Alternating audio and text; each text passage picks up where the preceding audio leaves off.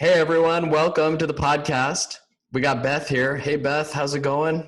Hi, I'm great. How are you? I'm doing well. Beth is a longtime practitioner of yoga, meditation, mindful eating, and mindful living.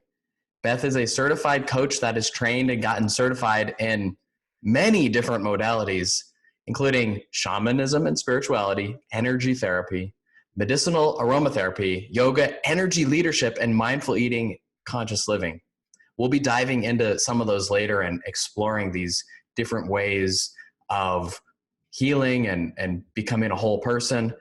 One of the reasons that am so excited to hear about Beth's journey is that this powerful quote, Beth, on your website, on your about page, you wrote, "You had what should have been an amazing and beautiful life, yet you were miserable. You were trying to maintain a facade of a perfect mother, wife, employee, housekeeper, and business owner. Yet when you felt you weren't good enough, you turned to numbing behaviors like overeating, shopping, and spending too much time online to avoid feeling." So for the audience who's just starting to listen, can you share this moment in your life or a story or example where you're amazing but miserable? Yeah. Wow. So that really brings me back to a time. Yeah, that's exactly how I felt, and that's that quote really captures what I was feeling at that time.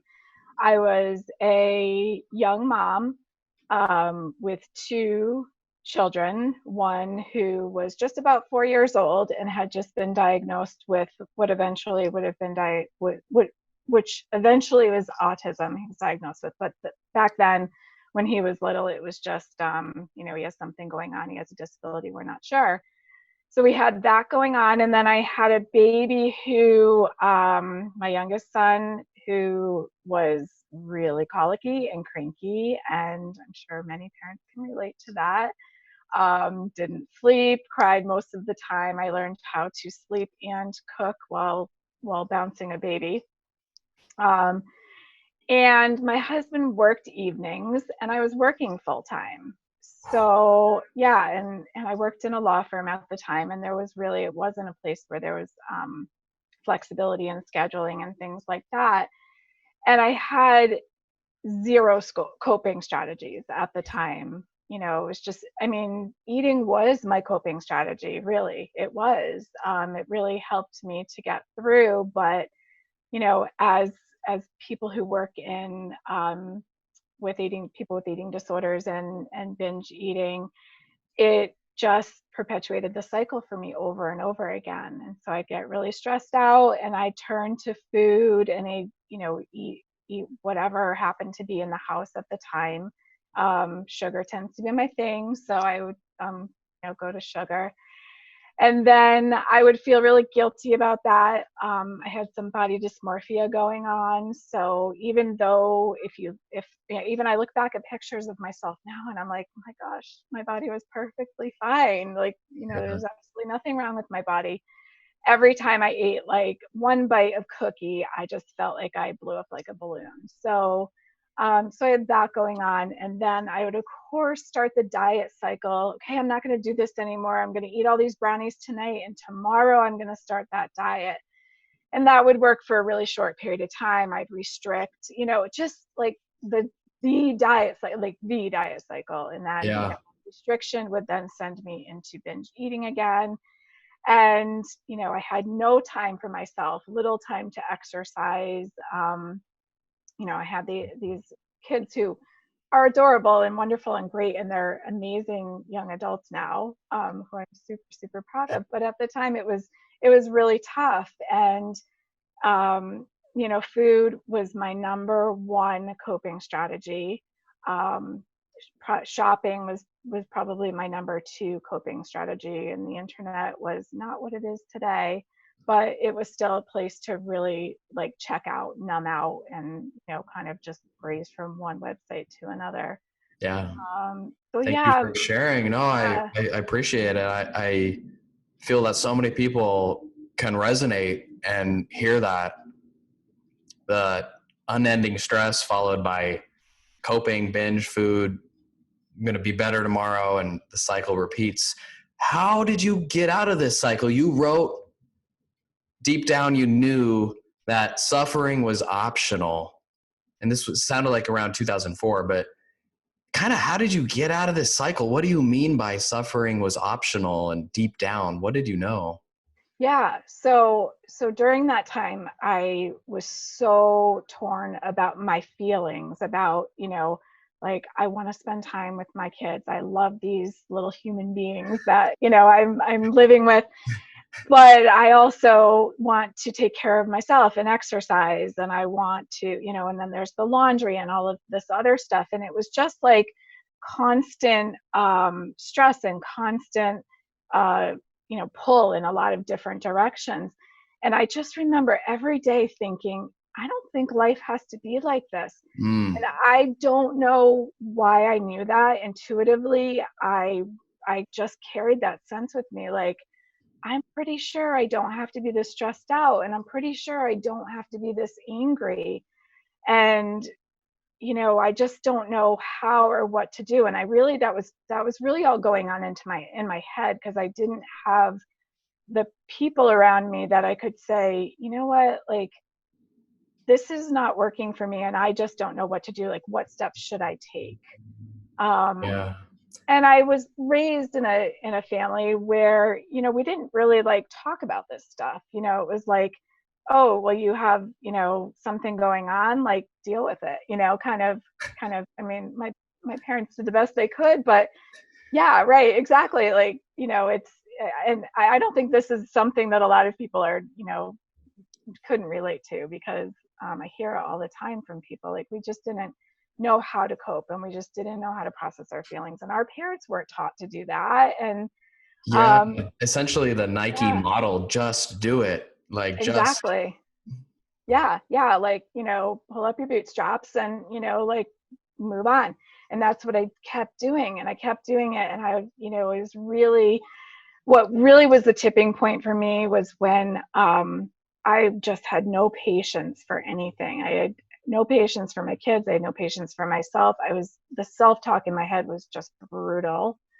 And finally I said, you know what? I keep hearing people talk about, therapy. And I had a couple of friends that at the time were starting to see people. And, I said, I'm going to try this, because I don't know, I need to do something. Whatever is, happening for me wasn't, it just wasn't enough. And so that was really the first step. And it wasn't an easy step, ah, like, to reach out to somebody and say, things aren't working for me. And I need help. That's huge. That's huge for a lot of people. yeah. And, for the people that have done that, they know that. And I give you a huge pat on the back if you've taken that step, because it's definitely not an easy one. And then to make time for yourself as a mom with little kids, that couple of hours to just go to therapy was a really big, once a week was a really big deal. Yeah. Yeah.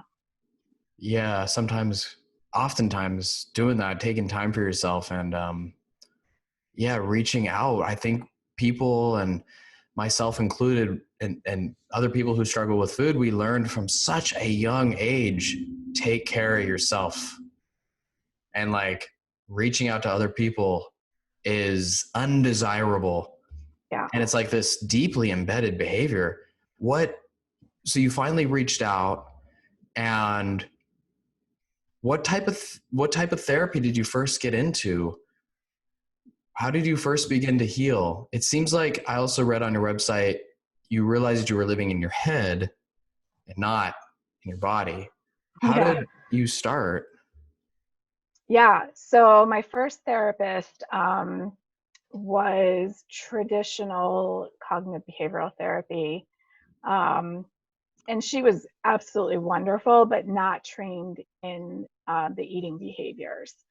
And so she would ask me questions like, can't you just not eat the potato chips? And it wasn't, she wasn't mean. She was trying to learn. She really was. And, it wasn't like, just don't eat the potato chips, it was more of the, like, really, you can't just not eat them. Like, that's just not a possibility for me and for you. And I'd say, no, it's just not a I've, possibility. I've talked with other guests and who remark on how awareness of eating disorders and how eating and dieting and how all these things, they create this primal hunger where, the brain takes over. And I don't think that, and everyone says that this awareness was not there back then. They say it's much more common now. So that sounds like even a therapist wouldn't be aware of the dieting cycles and things like that, Yeah. especially if they were more up in their, cognitive, Yes. as opposed to, more of the traditional eating stuff these days. But I hear you. That's very, well, what happened? So she's very kind, but she's unable to fully help you, it sounds like. Yeah. So I was with her for probably close to 2 years. And with her, I did learn that I was walking around from the neck up.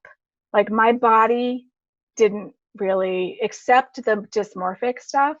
My feelings in my body, my connection to my body, I You just basically didn't. hated your body, and that I was it. just hated my body. Yeah. Yep. And I abused it with food, and then, moved on with life. It didn't look how I wanted it to. It didn't necessarily do the things that I wanted it to do. So, I didn't have that understanding of, hey, I like grew children and had, babies, and I didn't have that respect for my body in that way. So I learned so much with her, that first therapist. And one day, how these things happen, like the perfect thing always happens, right? So she got a flyer about a woman who was starting a mindful eating. It was, my mindfulness based eating awareness training, MBEAT. Huh.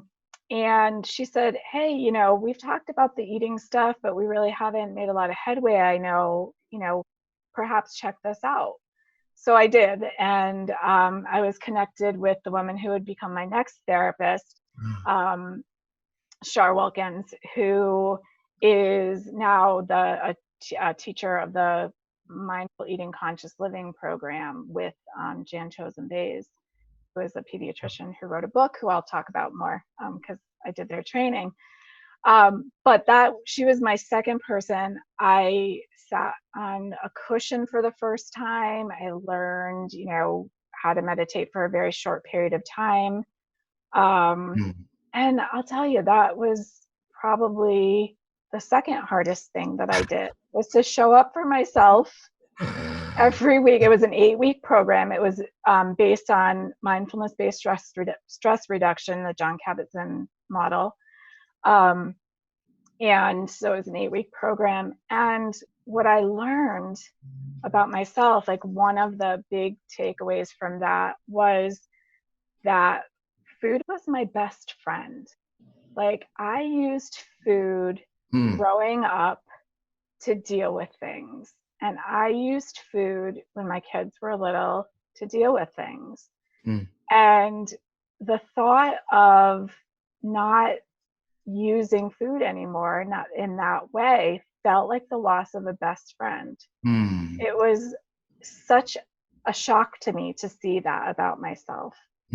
But meditation, man, you get to see some really great things about yourself that you're like, Yeah. wow.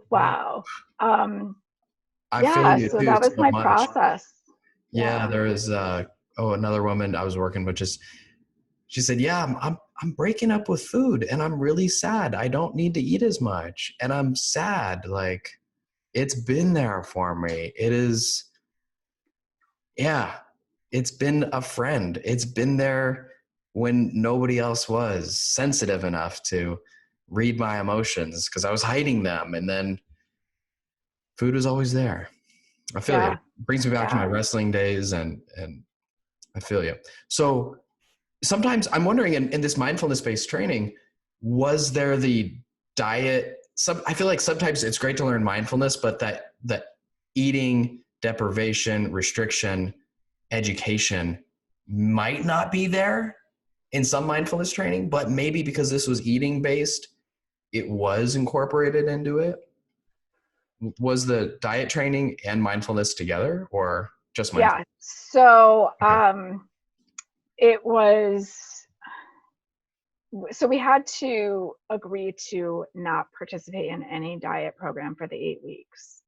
And so it really goes back to the mindful eating and intuitive eating piece. And Gotcha. so there was no food that was off limits. It was really learning, okay, so how am I going to, if I'm going to eat, I'm going to sit down at the table and I'm going to eat this food without my cell phone in front of me, without the TV on, without reading a book. And that's really what the direction that we moved in was, okay, first of all, binge eating serves a purpose. There's a reason why people binge eat. There was a reason why I was binge eating. Lots of reasons why I was binge eating. So food is not a bad thing. That was, a big part of this training. Food is really just food. We're the ones who assign, all of the stuff to food. But it was really about, okay, so right now I'm heading into the kitchen and I'm going mindless, because I used to describe not even remembering getting off the couch, like just being in the kitchen and all of a sudden knowing that I was halfway through a box of cookies or whatever.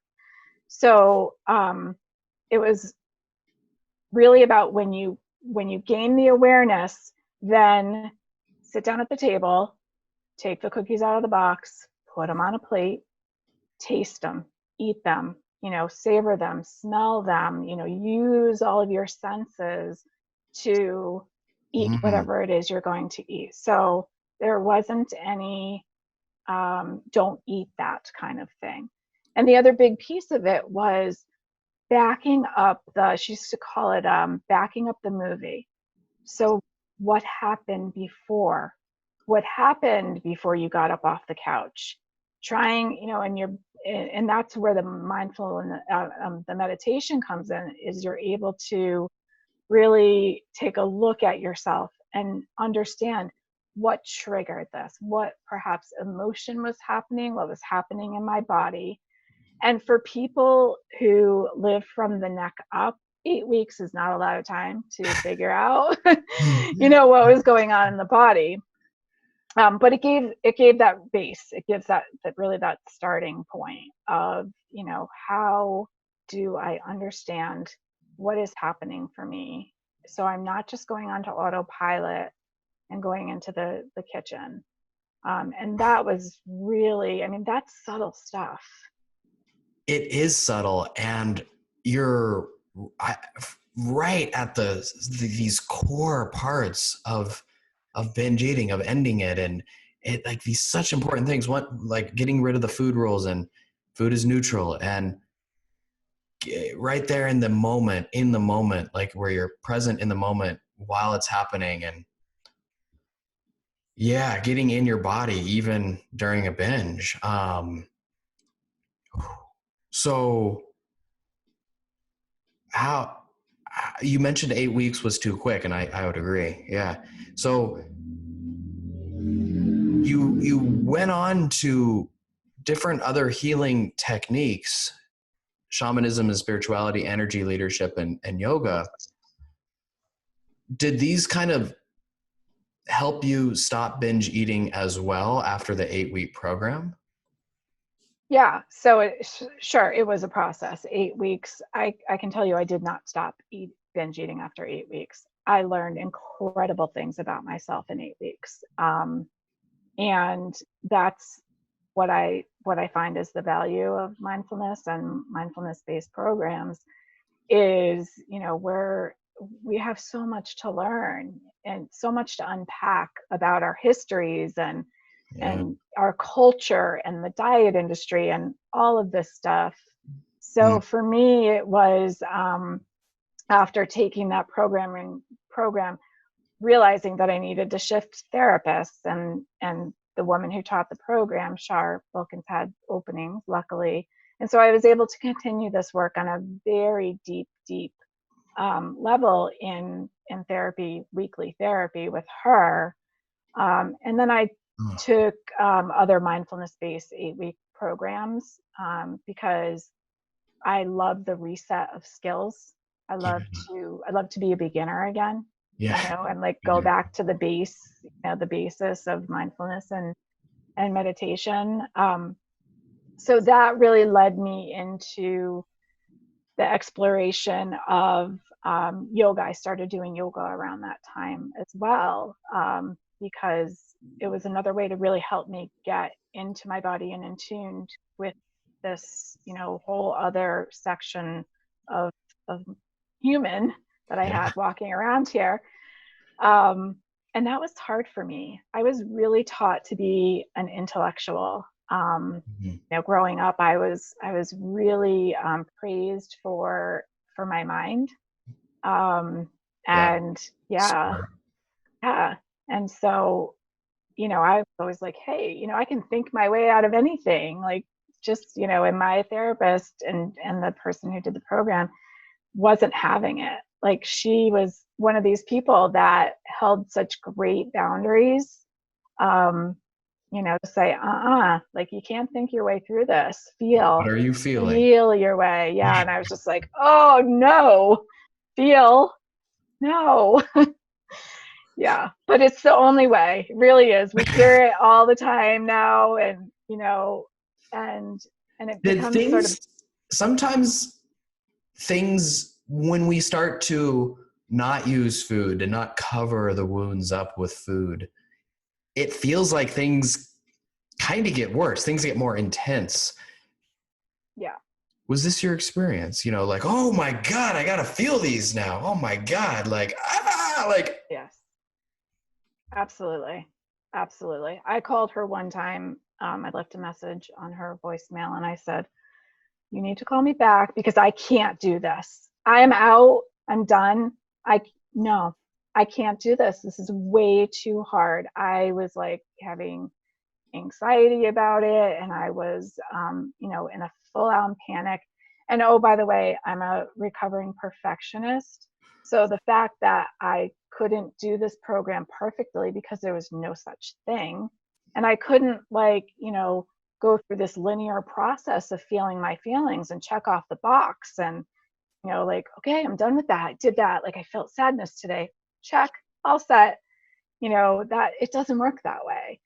And I was like, I can't do this. I'm totally out. And I did go into full on, panic mode. And to be quite honest, it was not an all in process for me. It was like, okay, I'm good. And nothing has been for me. Everything is like, I'm going to take, 5 steps in. I'm going to work this for a little while. And then I need to take a step back and I need to take a break and I need to sort of recoup.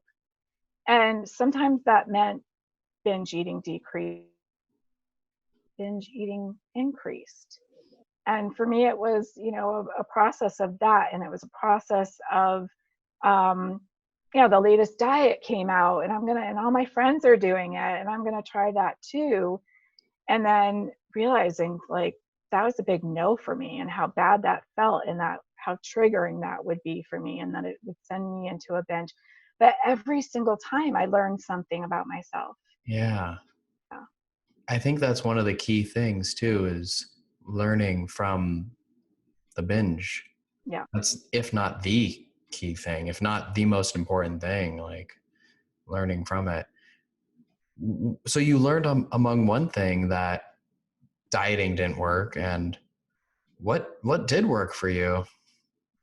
Yeah. So, quite honestly, what did work for me was exactly the process that I just described. Yep.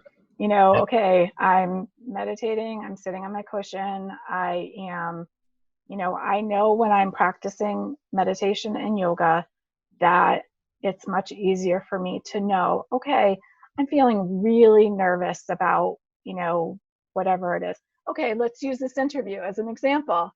Let's play real time. Why not, right? So I'm feeling really nervous about going on this interview with Jared and being vulnerable. Oh, I love it. Yeah.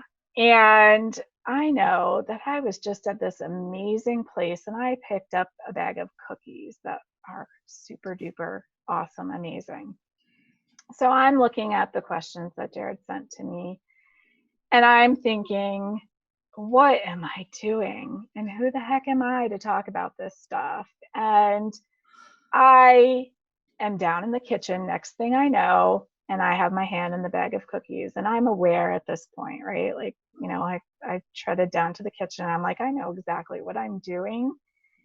And I stop and I put the bag of cookies down and I'm like, okay, what's happening for me right now? All right, I'm feeling this. Like, I'm feeling this nervous energy in my body. I'm feeling this anxiety. I'm feeling like, all of this stuff that goes along with it. And right now, I'm having the cookie and I'm having one. And I'm sitting down and I'm tasting the cookie and I'm not going to be on my phone and I'm not going to be reading. And okay, I had the cookie. And now I'm heading back down to my office and I'm, reading the rest of the questions. And Yeah. it helped dissipate. And that's what does help Yeah. for me is the knowing and the really, that pause. And I can't, when I'm not meditating and I'm not doing yoga, I get on automatic pilot and I'm down and I'm, 3-4 cookies in and Yeah. before I And come to any I awareness. love, thank you. Oh, thank you so much. Namaste. I receive. I think that is so good. Yeah, these patterns. And I don't even open up about that much on the podcast, you know, wanting to present myself a certain way, things like that, especially as a binge eating coach. But no, the urges, they flare up every now and then. And it's, even years later. Uh, and I love hearing that, there was, this can be overlooked, but you didn't beat yourself up. Nope. Like, okay, cookie, and then done. Like, Yeah. Kindness and compassion yeah, is, and that's not something that I grew up with and not something that I was able to give to that young woman raising those two beautiful little humans. No kindness and no compassion, mm, and so now that, it's not a diet and it's not perfection. And, I'm not the person who's going to be on the podcast saying, you know what, I just stopped and that was it. And I never binge eat again. That's, for me, that's not how it is. And I'm going to be completely honest about that. great. But yeah, what the first time that I could say to myself, it's okay, was life changing. Yeah. First time that I often call that person my inner coach. And I have this super awesome, sweet inner coach who's also, actually a grown up and doesn't let me eat all the cookies and, you know, There for you. tells me I need to get to the mat or the cushion and things like that. But the first time, I really could have that kindness and compassion to myself after eating, which has been, one of my biggest struggles in my life. I was like, whoa, what is that? Who is that? And I want more of that. Yeah. And, and that really has then in some way helped me decrease the behavior. I didn't, I Yeah. went for a really, really long time without, without binge eating, with making those choices like, okay, it's time, I'm stressed out and today I'm going to, take a walk, but maybe tomorrow I'm stressed out and I have a cookie. Yeah. They're kind of the same thing to me now. Yeah.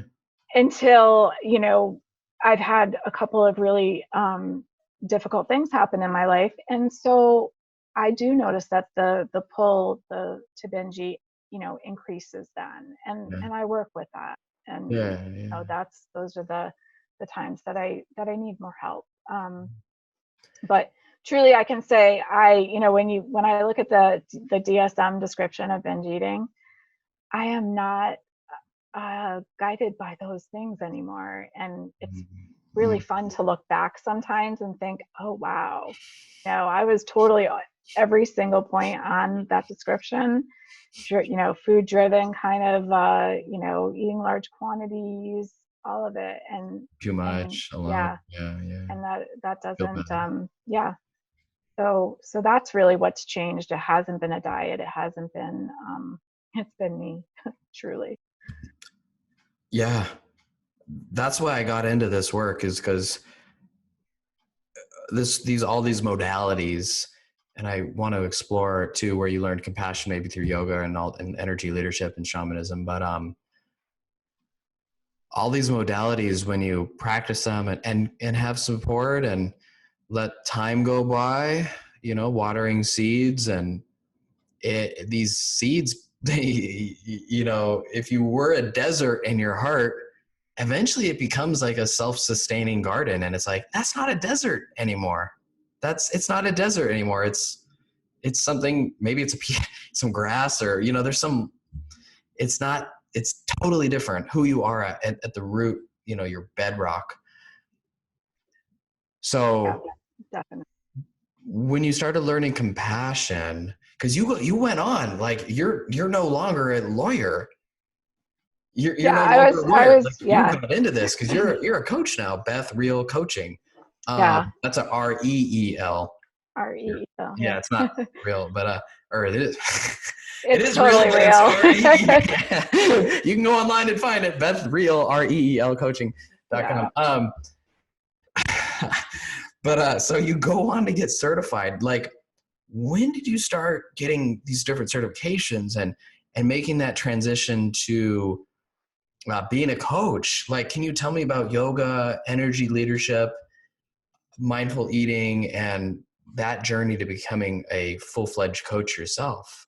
Yeah. Yeah. So, yeah, I did work in a law firm. I was a paralegal, though, just as, I don't Okay, want okay, good. anybody listening to be like, Sure, she sure. wasn't a lawyer. That's not the truth. Things happen like that. But yeah, so I went from that to, and, at the, right around the same time as when I started, therapy and yoga. And then I learned meditation, and, it was through one of my yoga teachers. I was talking about a situation that I was struggling with. And so I'm in therapy, and I'm, mulling over this situation that I just couldn't manage to get past it. Like, I just kept getting caught up in it. And I was talking to her one day, and, I said, I've been looking at this, and, like, I've been looking at it from, like, every different angle I could possibly think of, and it's just not shifting. And so she said, have you ever worked with a shaman? And I was like, I don't even know what a shaman is. Like, but I'm the person who's like, oh, I'll try anything. Why not? I'm all about trying all different modalities. And I think it's a lot of fun to learn about different things. And I truly believe that no modality is for everyone. Like, everybody's got to find their own path. So I went to this woman, and I had this session with her, and she was like explaining things to me that she would have no way of knowing. And she was really digging deep into some of the stuff that I was struggling with. And I was just, like, blown away by what she was doing and how she was doing it. And I left her office that day physically being able to see better. So my eyesight was better. Like, things were brighter and more clear. Whatever she cleared physically changed Huh. my eyesight for a period of time. I don't remember how long it was, but I was Wow. like, what is this thing? This is so interesting to me. And I just remember going into a store and seeing this woman, and, like, she had these blue eyes, and her eyes were, like, so bright and so energetic. And I was like, wow, I can see, like, energy and brightness right now. This is really cool.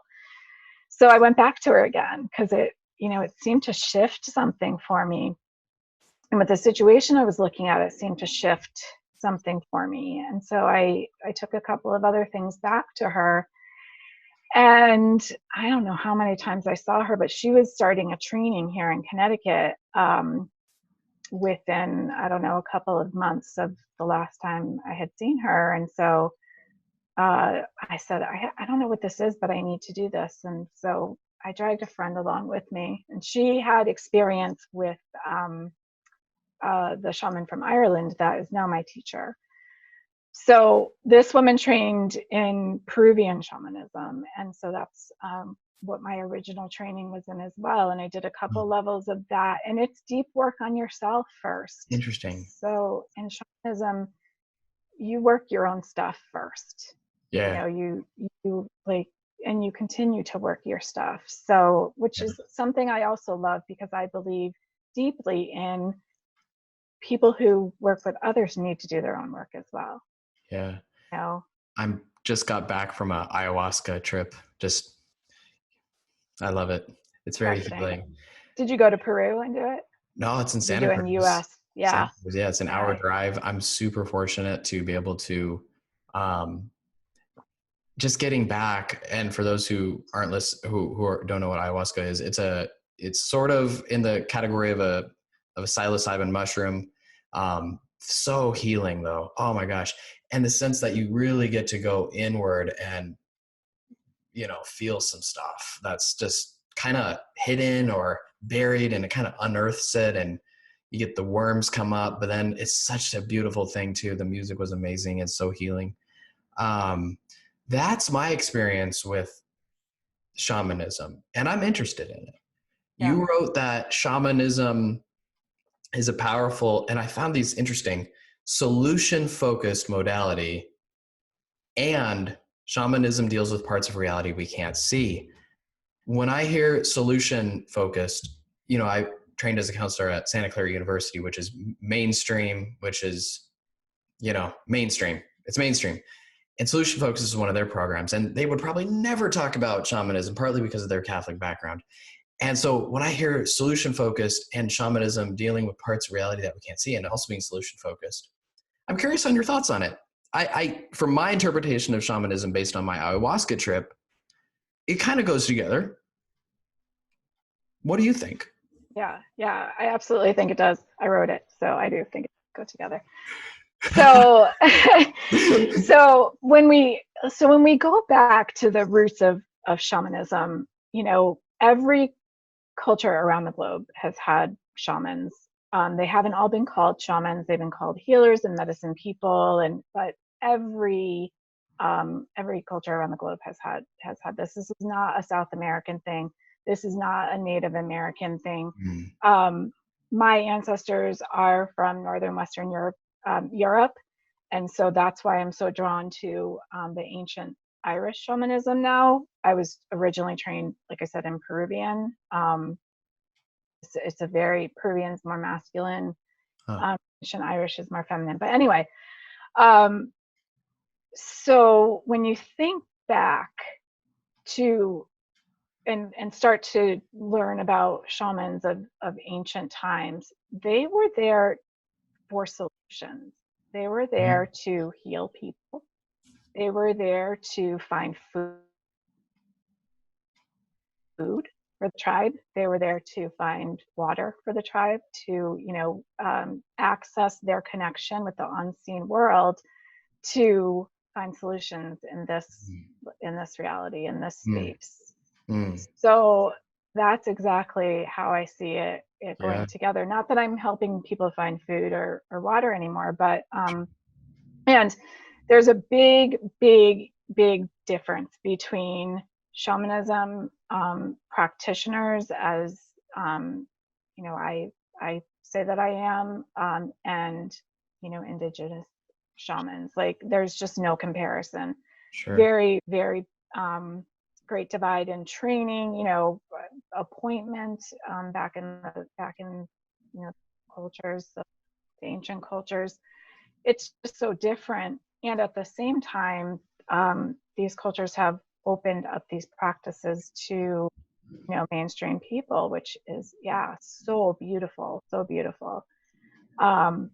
So there's a lot around this. So I say it that way. I'm choosing to say it that way very specifically because there are a lot of people criticizing, how can Beth Reel from Connecticut, raised in Connecticut, East Coast white girl, practice, shamanism? Like, how is that even? And I've had people, write on my some of my things and say, how dare you culturally appropriate,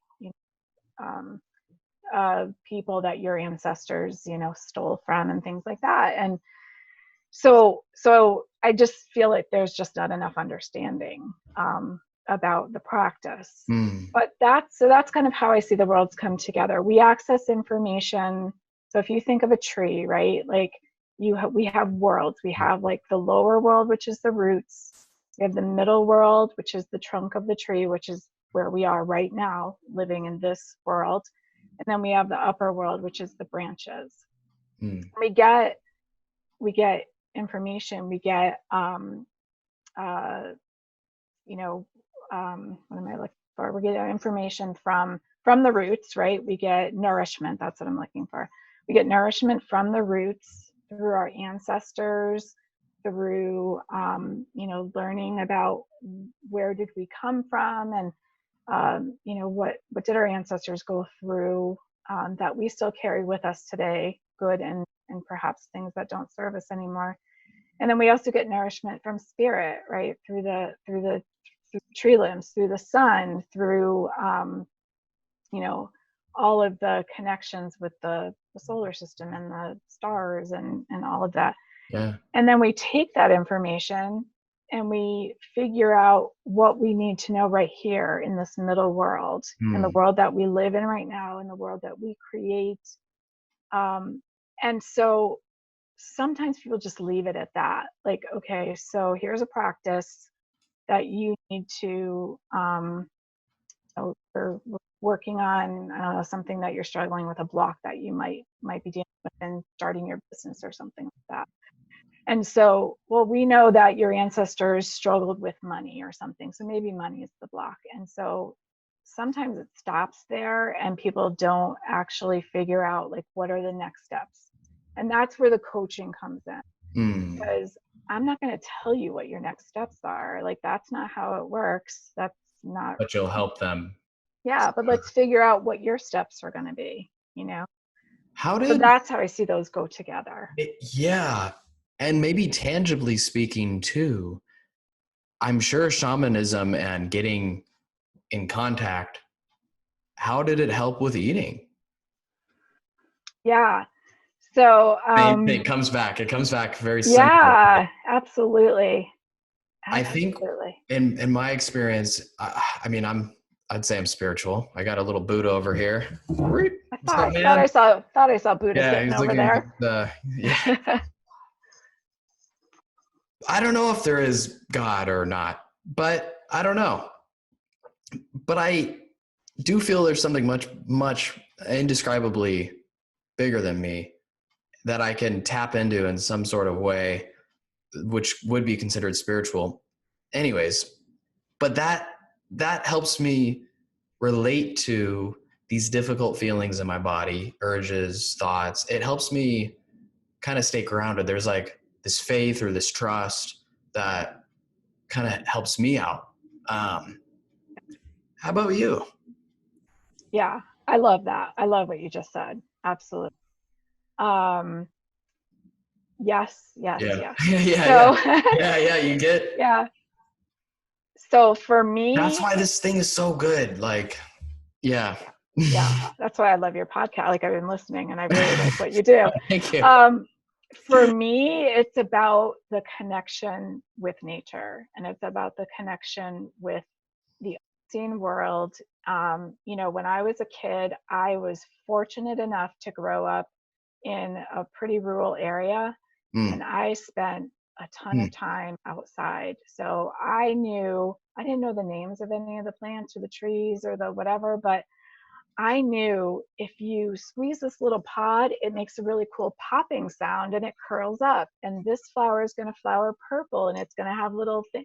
like I knew all this stuff because I spent so much time with my plant friends and animal friends, and that's really where my nourishment comes from. And there's some great studies about kids navigating life that have been exposed to nature and doing really well when facing some adversity. So um, so that was really my basis. But the thing is, when I was out there, I wasn't drawn to food. Like I didn't need to go back and eat. In fact, sometimes I didn't even show up for lunch because I was out in the woods. And it was back in the day when we could be out in the woods all day and nobody thought twice about it. So fast forward to today and fast forward to now, my connection with nature is just as deep.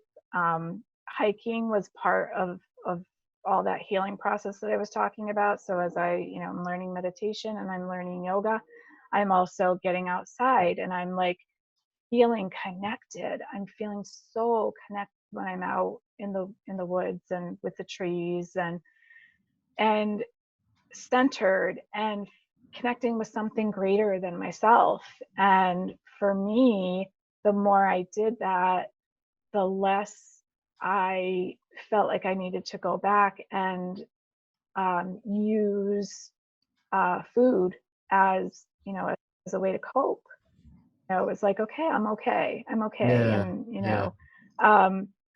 So yeah, and it did help me continue to be in touch with my body. And if I'm feeling upset about something, I chose outside more than I chose food. And I can't say it like happened overnight, but everything to me everything is baby steps. I have that on Yeah. my website as well. Huh. And I must say it like to every client, like 6 times a week, Yeah. everything with baby steps. That's the most sustainable way for me. And so, yeah, that really is how shamanism has helped me. It's because I feel more connected because I Yeah. do have faith in things myself. Another podcast guest, Karen Koenig, we were talking about binge eating and her, one of the things that came to her, like just the conversation wasn't as focused on binge eating for whatever reason, or I kind of forget, but I asked her like, how do you stop binge eating or something like that, kind of more. And she's like, you gotta be happy with more things than just food. She was like, you can't, if you like, you could try all these techniques, but if you're not out there and getting some other, she was going into the chemicals, getting some other sources of dopamine and, if some other things aren't making you happy, if food is the only thing making you happy, it's going to be hard to give up food. Like we need to get these other sources of connection and then we don't need food to make us happy as much. We got these, so nature seems like that for you and just so deep of a connection with you. Yeah, absolutely. Yeah. You didn't even need food. You're like, all right, I'm just going to skip lunch or like, I don't even, but that was, yeah. Yeah, when I was little. Yeah. Now I'm like, lunchtime? No. It's what about energy? What about energy leadership? Honestly, I've never heard of that. Like I'm a coach. I've been in this thing. I've never heard of energy leadership, but I love energy and I love leadership. Yeah. So the energy leadership index is actually a proprietary process that was created. So my coaching training is through IPEC, and it's a nation. Actually, it's global now. Professional coaches, right, or something? Yeah, Institute. Yeah. Heard of the name. Institute for Professional Excellence in Coaching. I think it is. Yeah, I think it's that. I should know these things. So many acronyms, so little time. Yeah. But so it was created, and it is an attitude assessment as opposed to a personality assessment. So there's all these like Myers-Briggs and exactly that measure personality. DISC and yeah, there's a whole bunch of them. This measures attitude, and it changes in at different times of your life, and so it based on how you see the world any particular time. And we look at when you're stressed out and when you're not stressed out, you tend to have your energy in different places. And so when we're looking at where you're putting your energy and where you're losing energy, and I mean, I'm not even doing it justice, because there's like Sure. there's 7 levels of energy, and one of them is like victimization. So am I putting my energy into believing that I'm the victim all the time, right? It's like big in this culture, right? So how do I, through the coaching process, shift my energy to away from victimization and look at situations in different ways? And then so you take that information and you get a whole chart with scales and everything, about when you're stressed and when you're not stressed, where your energy levels tend to reside in that particular moment. It's a snapshot. And then how do you look at your life? So, most coaches have some sort of wheel of life in their practice, whether they use it or not. I actually see the wheel of life everywhere now, which is cool. But taking, okay, so how does that look when you're at your job? And how does that look when you're working with your finances? And how does that look when you're, looking at spirituality or your family or your friends, or, all of these different areas? And then taking that information and coaching based on where that person's energy tends to reside the most at that particular time. And, always trying to increase the energy level to get to more of a place of, this is something that happened to help me, or how can I work with people? And but it's a process, it's not, What can I learn from this overnight. Yeah, Exactly. Yeah. Reminds me of that documentary with Tony Robbins. Oh, I'm blanking on the name. I Am Not Your Guru. And Oh the one yeah. thing was, his one thing was, this is happening for me. Life is happening for me. One of the most powerful mindset shifts was, life is happening for me. And, the worst is teaching me. And Yeah. it's hard to, So kind of wrapping up here, but I'm just really curious too. You're a coach now, Beth Real Coaching. I forget when did that launch? When did that become, official and all that? When did you start? Yeah. So, The whole thing. yeah. I trained as a coach and a shamanic practitioner at the same time, because I like certificates a lot. I like certificates way too much. I'm trying not to get any more certificates right now. And you quit the paralegal? How did you get out of you know what I mean? Yeah. How did you transition to coaching? Yeah. So I actually quit the law firm when my kids were little, and I started my own business, and I did legal transcription. So I had to leave corporate. I just didn't function well in corporate. It wasn't my thing.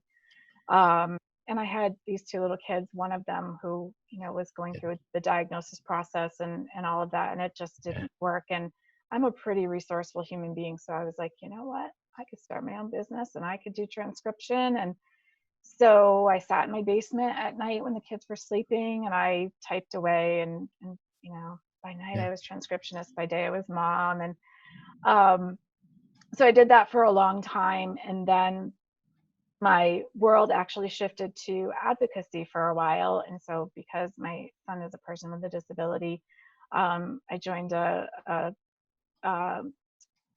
organization, a nonprofit that I did a lot of advocacy for families with kids with disabilities, which I still do part-time. And I did that, but always knowing that I love the coaching model. And the more I heard about it, the more I thought I could do that. And I would really love to do that. And so, I did the advocacy for a very long time, and I really was ready for a shift. And so as I was doing all of this training, I was like, I could teach this and I could coach people, around mindful eating and coaching from the shamanic perspective it really all happened backwards. It was kind of funny because I was coaching women around mindful eating and these things were just coming in because I was trained as a shamanic practitioner, but I was using it just for my own personal reasons because that's the healing that I needed. Yeah. And so these things would come in and I would say to, my clients, could I share something from, a shamanic perspective or a spiritual perspective? And none of them said no. So I would start sharing this information and they were like, what? I mean, these were where like the paradigm shifts were happening and they were looking at, things that happened in their life. And I was going through something. I actually lost my voice. I had a paralyzed vocal cord. I have a paralyzed vocal cord. Huh. So I went to launch my coaching practice and lost my voice. Like, talk about shamanic perspective, right? Like Yeah. that's a life thing to navigate through. And I was like, Yeah. all right, and I did a lot of spiritual work and a lot of shamanic work and work with amazing medical doctors and all of it. And so as I'm working with my clients and I'm going through this and I'm saying, here's what I've learned, and they're like, oh my gosh, like, well, they actually could look at their lives in a different way. So suddenly I'm shamanic coaching. Yeah. So that's kind of how it happened. I mean, there's nothing, I don't do things linear, so it's all over the place, but Sure. but it's all perfect in my opinion, and I wouldn't change a step of it because I it's love it. exactly what I need and where I Yeah. need. So if someone is listening and they are interested in your energy and all this stuff and working with you or just learning more, where can people find you? Where can people connect with you? Yeah. So like you said, my website is Beth Reel, REEL coaching.com. People can email me at info@bethreelcoaching.com, Facebook and Instagram at Beth Reel Coaching. So yeah, connect with me in any of those ways. And my website has all that information. So I do in-person sessions for people that are local, and I do Zoom sessions. I love Zoom. So I do Zoom sessions We're for on people Zoom. that are, people that Yeah. are not local. But I also offer a session just to kind of chat at the beginning because I'm not for everyone and everyone is not for me. So I think there's a coach for everyone out there and, clients for everyone. So if you want, take a look at my website, see if it resonates. I'm happy to chat. Love it. Well, thank you so much for coming on. I appreciate you. Thank you. Appreciate This your was heart. so much fun. Yeah, just everything. Thank you. Yeah, thank you. I very much appreciate it as well.